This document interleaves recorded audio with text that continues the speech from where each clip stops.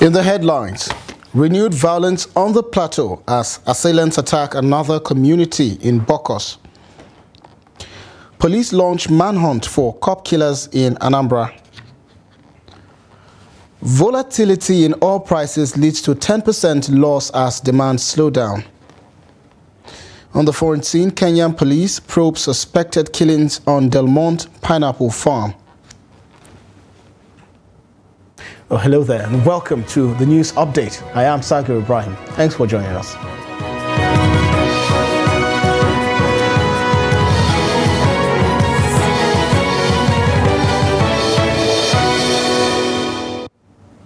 Oh, hello there and welcome once again. We start this bulletin with security. In a distressing sequence of events, the Tangwe district in Bokkos local government area of Plateau State witnessed an attack on Thursday night, just days after armed groups launched assaults between Saturday evening and Tuesday morning in the same region. The Transition Committee chairman of Bokkos, Monday Kasa, reported that marauders targeted the community at night, resulting in the burning and destruction of homes. This time around, the timely intervention by security personnel prevented any recorded fatalities during the assault, as highlighted by Kasa. The Transition Committee chairman provided an update on the Christmas Day attack, maintaining that the number of casualties remains at 195, while ongoing rescue operations aim to locate missing persons. Meanwhile, the United Nations Human Rights Chief expressed deep alarm at the series of attacks on villages in central Nigeria, which resulted in nearly 200 deaths, according to local authorities. The attacks occurring in Plateau State underscore the persistent challenges arising from religious and ethnic tensions in the region. Also, police in Kano State have rescued 7 children kidnapped by suspected traffickers with the intention to sell them as domestic servants in the southern parts of the country. Addressing a news conference, the State Commissioner of Police, Mohammed Hussaini Gumel, told reporters that 9 suspects were also arrested in Kano and Anambra State. Trust TV's correspondent Idris Jibrin must more the details. Ruth Yerima from Zongo quarters in Bauchi State believed to be responsible for trafficking these children, all of whom are from the same area in Bauchi, is now in custody.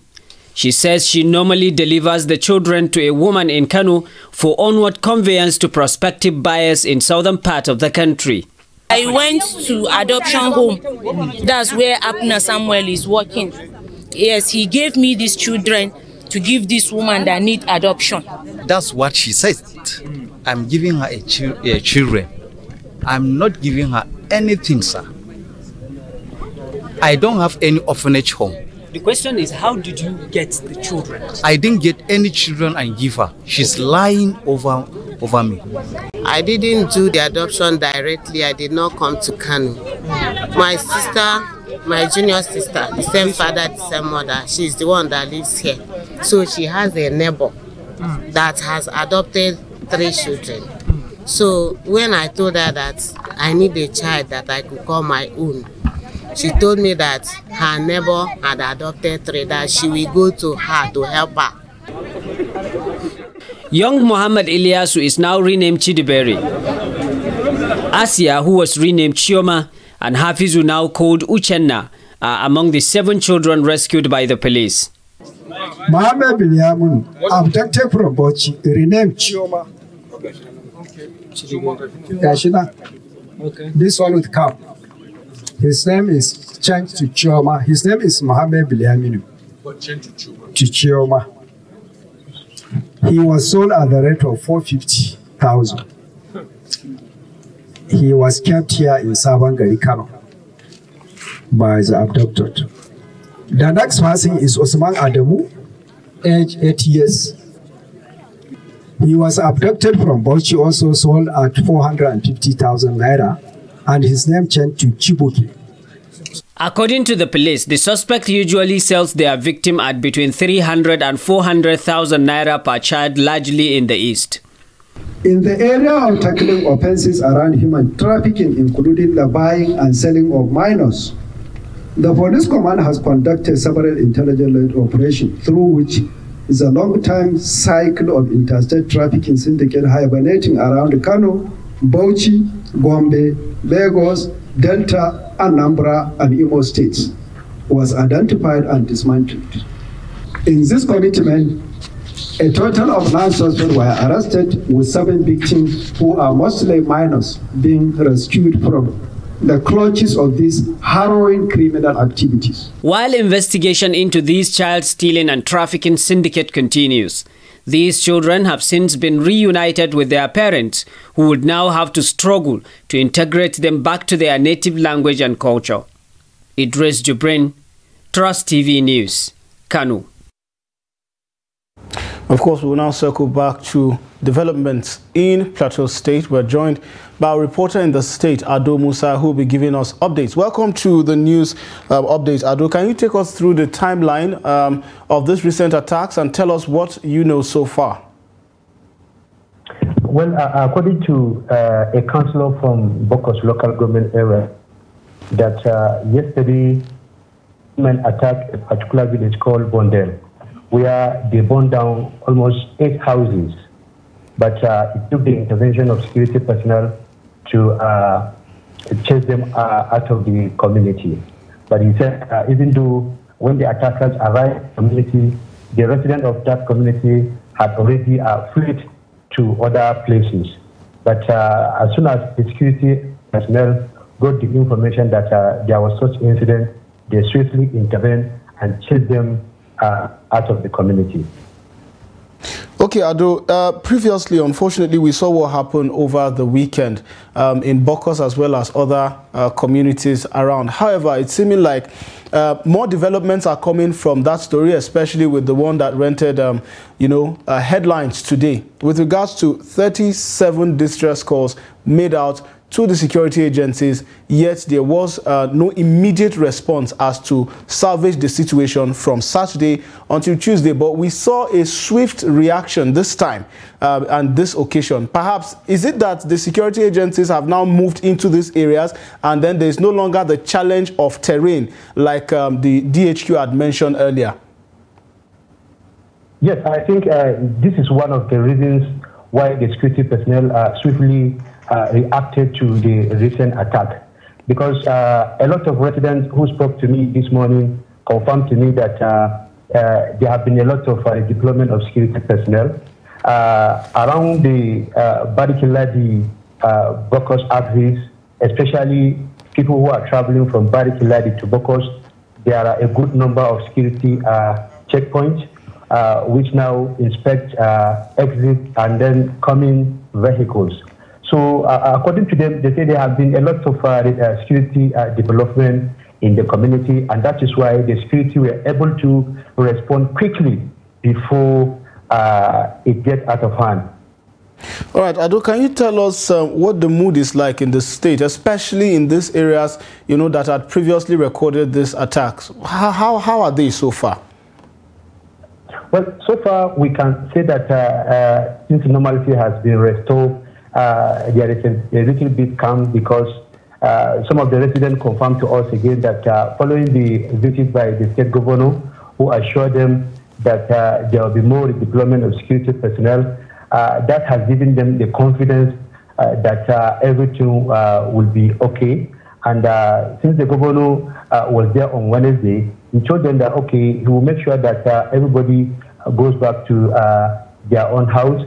And he is also assuring them that he has already spoken with Mr. President, who also assured him that more deployment of security personnel will also be made. So I think with this development, the residents, particularly the victims of the recent attack, they begin to develop a kind of confidence that they will soon go back to their houses. So at the moment, I think the anger, you understand, is no more there like before. When the attack was launched, or even before the coming or the visit of the governor and Vice President Kashim Shettima to Bokkos local government area. So I think the visit has really played a significant role, because if not probably because of the visit, those people who were fleeing their villages to the headquarters of Bokkos. Possibly they have even started fleeing from Bokkos to other places again. But with this development, people are calm and they have started at least thinking that they will go back to their houses as soon as government implements such assurances that they have given during the visit. Ado, thank you so much for the update. We do hope that normalcy is restored to those areas that were initially attacked, and we hope that they find a way to continue and pick the pieces of their lives. Thank you so much, Ado. Thank you for having me. Yes, we've been speaking with Ado Musa, Trust television reporter, giving us updates on the situation on the Plateau. Moving forward now, in a tragic turn of events, the lifeless body of an 8-year-old Ibrahim Muntaka Ibrahim was discovered near a riverbank in Zaria, Kaduna State after he went missing. The autistic boy had ventured out on an errand around 4 p.m. on Wednesday, December 27th, 2023, and tragically did not return. Confirming the distressing development, Mansir Hassan, the spokesperson for the Kaduna State Command, refuted rumors circulating about the removal of the boy's eyes and private parts.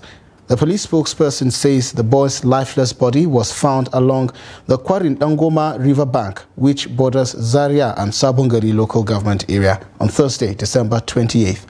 Dispelling further speculation, medical doctor Professor Aminu Muhammad Kutugi, who is married to the boy's aunt, rejected rumors of any missing body parts. Imam Muhammad Sani Abdurrahman, who conducted the ritual bathing of Ibrahim's corpse, attested that all organs, including his eyes and private parts, were intact before the funeral prayers.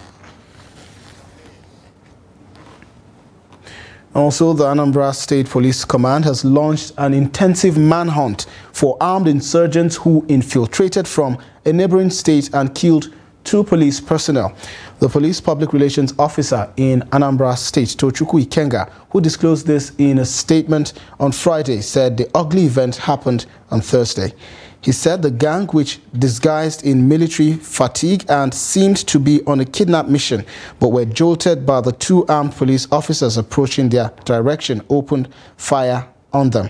The police commissioner, who condoled with the families of the deceased officers, and Enugu State Police Command vowed that the personnel did not die in vain, as he urged all officers and men of the Anambra State Police Command to redouble their efforts and remain vigilant.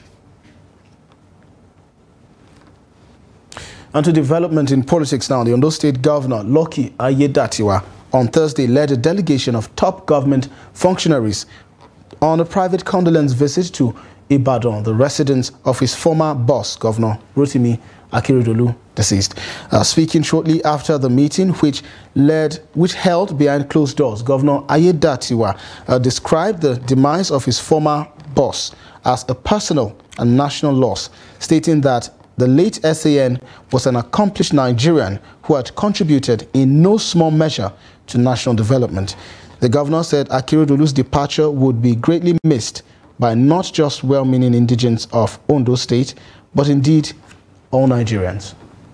We are here, the government, under my leadership, government of Ondo State, on behalf of the good people of Ondo State, to pay a condolence visit to the immediate and extended family of our former governor, Rotimi Akeredolu, SCNCO, who passed on yesterday in his private home here in Ibadan. Yes, we have to do this because he has always been our leader, a courageous one for that matter, one who has governed Ondo State in the last 6.5 to 7 years with great courage and with so many legacies that he has left behind. Today he's no more. We have to pay him that respect by coming to the family to condole with them, to commiserate with them. We pray that God will grant the families the fortitude to bear the irreparable loss, and for those of us that he has left behind, to be able to emulate some of the values you know, the sterling qualities that he's known for. Still in politics, a Federal High Court Justice Donatus Okorowo in Abuja has prolonged the interim order preventing the Independent National Electoral Commission, INEC, and the People's Democratic Party from taking any actions against the 26 Rivers House of Assembly members who switched allegiance to the All Progressive Congress. This extension follows a request by counsel for the lawmakers, Steve Adehi, who represented the Rivers House of Assembly. Justice Okorowo, invoking Order 26, Rule 10 of the Federal High Court, emphasized the discretionary power of the court to grant such orders in the pursuit of justice. He expressed conviction in the arguments put forth by the lawmakers' counsel, deeming the order conducive to the interest of justice. The judge consequently deferred the hearing to January 24th. This development stems from the ex parte motion granted on December 15, initiated by the 26 lawmakers who transitioned from the PDP to the APC.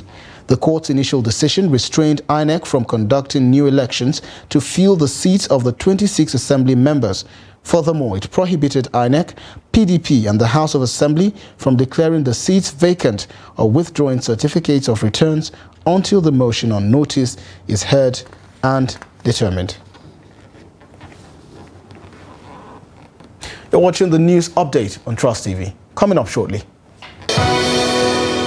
Despite technological advancement in financial services, residents use traditional saving methods to boost local businesses. This and more after the break. Stay with us. Thank you for staying with the news update on Trust TV. Here's a recap of our major stories. Renewed violence on the Plateau as assailants attack another community in Bokkos. Police launch manhunt for cop killers in Anambra. And to more news now. Business owners in Yenagoa, the Bayelsa state capital, have been lamenting the epileptic power supply in the capital during the festive season. They said the inability of the Port Harcourt distribution company to supply power even on Christmas Day left them with no choice than to resort to generating sets which cost money to run due to the price of premium motor spirits, popularly called petrol. Fade Bimoboe Peter went round some business centers in the city to ascertain how businesses are coping with the lack of power supply. Here's this report. For fashion designers, the power situation contributes to their inability to meet customers' deadline during the festive period due to the volume of work they have to deliver. They added that even maintaining the local iron is now costly because the price of kerosene or gas. In this season, we need this light because I use it to work. So in this season, they're supposed to give all this lights constant. If there is no light, you go about buying fuel and your cost of your things will be cut down.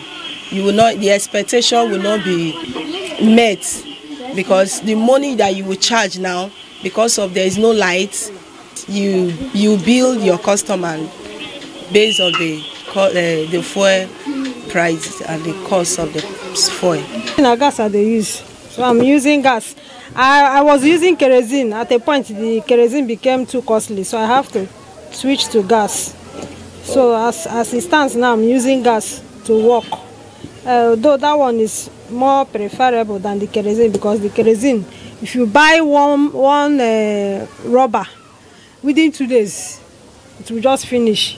And the kerosene is costly now, 550, 600, 500. So 2 days, 500. Is to compare to the charges of the work. Living there is light. You can't compare light with hair. So I can use light freely anyhow I want, and the work will be more easier, more faster. For hairstylist John Prosper, the epileptic power supply cost him at least 20,000 naira daily on fuel, adding that this has made him increase prices of services rendered. He, however, call on federal, state government and the Port Harcourt distribution company to address any issues that may have led to the poor power supply. For me, it has affected me drastically Emotionally, physically, and mentally, it has affected me. For the record purpose, I don't even have time for Nigeria no more. I'm working on myself. The salon is functioning. We are buying fuel every day. 20,000 naira fuel every blessed day.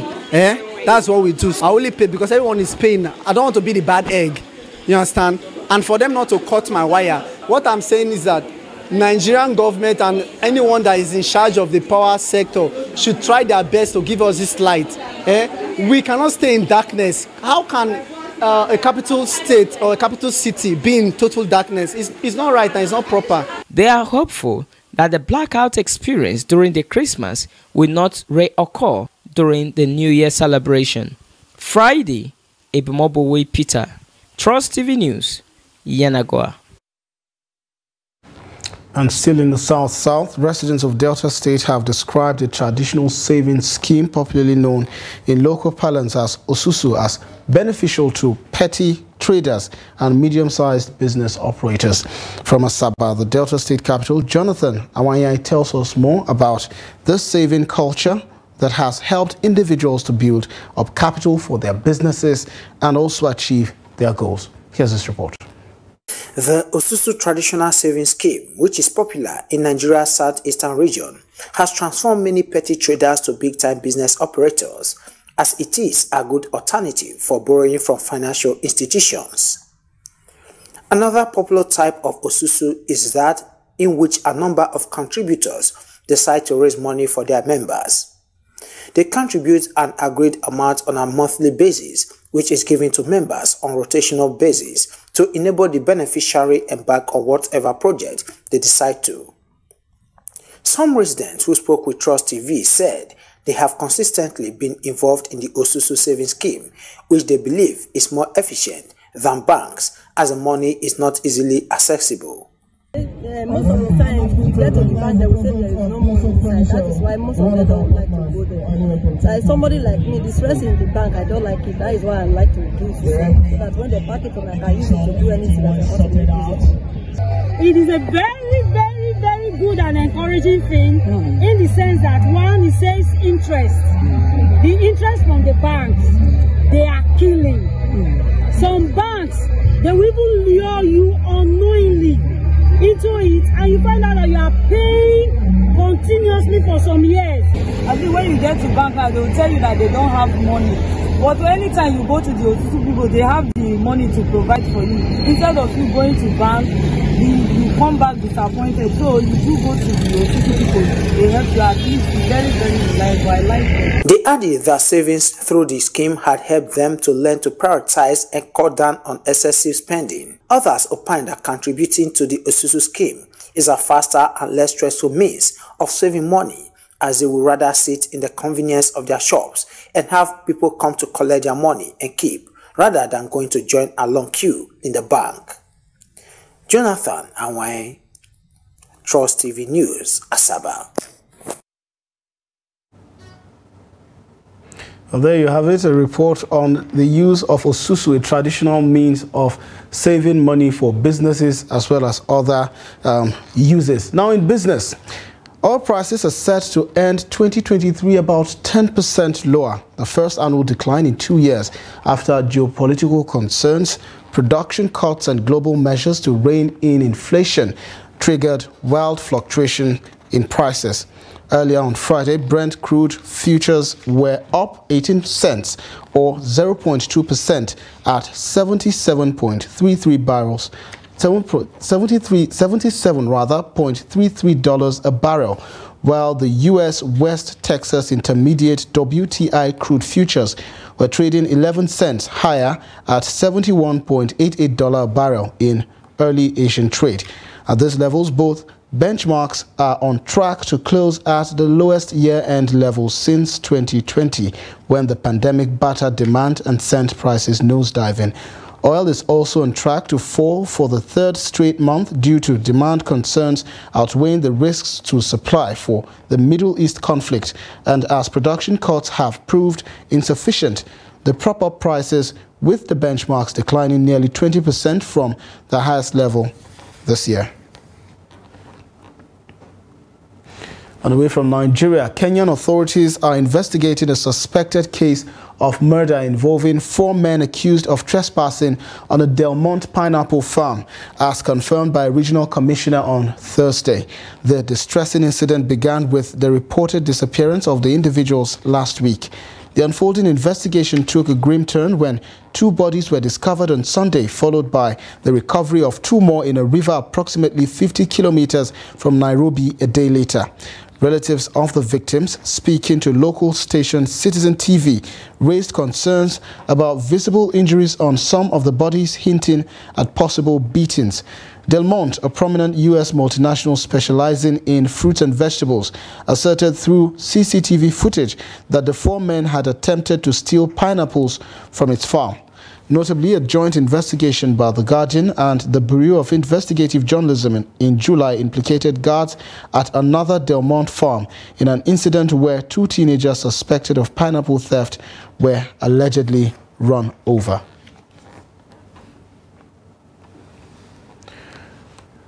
And this time in sport, the management of the Italian Serie A side, AC Milan, has opened a discussion with the Nigerian Football Federation over the release of the Super Eagles winger, Samuel Chukwueze.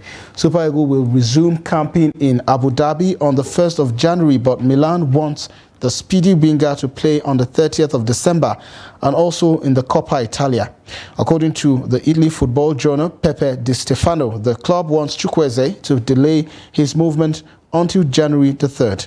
The Super Eagles coach is expected to release his final list of players on the 3rd of January, as the competition will kick off on the 13th of the same month. It is yet to be seen if the NFF will agree to the demand of the San Siro giant. And with that, we've come to the end of the news update at this hour. Do well to follow us across all of our social platforms and join our YouTube live stream for more news, documentaries and programs. I'm Sakir Ibrahim. Thanks for joining.